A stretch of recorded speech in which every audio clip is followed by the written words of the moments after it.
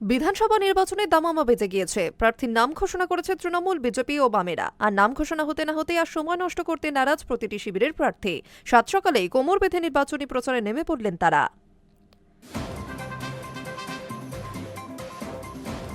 দোরগোড়ায় বিধানসভা নির্বাচন, প্রার্থীর নাম ঘোষণা করেছে তৃণমূল, বিজেপি ও বামেরা।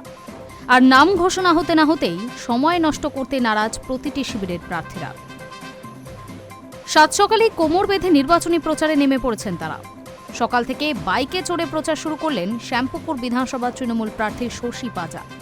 জনসংযোগে শ্যামপুকুরের বিভিন্ন জায়গায় পৌঁছলেন তিনি। পাশাপাশি কামারহাটিতে জগন্নাথ মন্দিরে পুজো দিয়ে প্রচার শুরু মদন মিত্র। কামারহাটিতে তৃণমূলের প্রার্থী মদন মিত্র জগন্নাথ মন্দিরে পুজো দিলেন। পুজো দিয়েই রঙের তুলির টানে নিজের নাম দেওয়ালে লিখে প্রচার শুরু করলেন এবং ভোটে তিনি জয়লাভ করবেন, এটাই মদন মিত্রের আশা। মমতা বন্দ্যোপাধ্যায়ের নেতৃত্বে আবার একবার তৃণমূল কংগ্রেসের সরকার নিয়ে আসার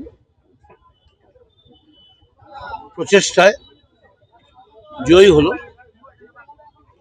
এবং এটা নিশ্চিত যে মমতা বন্দ্যোপাধ্যায় আবার মুখ্যমন্ত্রী হচ্ছেন। অন্যদিকে গেরুয়া শিবিরের প্রার্থী ঘোষণা হতেই ময়দানে সুব্রত মৈত্র। বহরমপুরের মন্দিরে পুজো দিয়ে প্রচার শুরু করলেন তিনি। বিধানসভা নির্বাচনের দামামা বেজে গিয়েছে। বহরমপুর আসনে প্রার্থীর নাম ঘোষণা করেছে বিজেপি।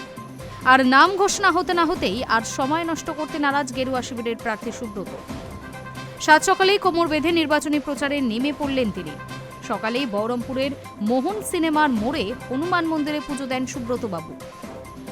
দলীয় কর্মীদের সঙ্গে নিয়ে নিয়ম মেনে আরতি এবং প্রার্থনা সারেন তিনি। জয়ের ব্যাপারে 100% আত্মবিশ্বাসী তিনিও। আমরা প্রতিটা দিন প্রতিটা মানুষের সাথে প্রতিটা পাড়ায় 4 বছর ধরে কোনো না কোনো সময় আমরা ছিলাম, আমরা আছি, আমরা থাকব। ভারতীয় জনতা পার্টির রাষ্ট্রীয় নেতা, রাজ্য নেতা আমাকে বহরমপুর বিধানসভার পদ্ম প্রতীক দিয়েছেন। আমি সকলের কাছে কৃতজ্ঞ এবং প্রত্যেককে আমার করজোড়ে প্রণাম। বহরমপুর সিট বিজেপির ছিল, বিজেপির থাকবে। হাত পা গুটিয়ে বসে নেই সিপিআইএম প্রার্থীরা। ফুলেশ্বরীতে প্রচারে সিপিআইএম প্রার্থী Sharadendu Chakraborty. High news network.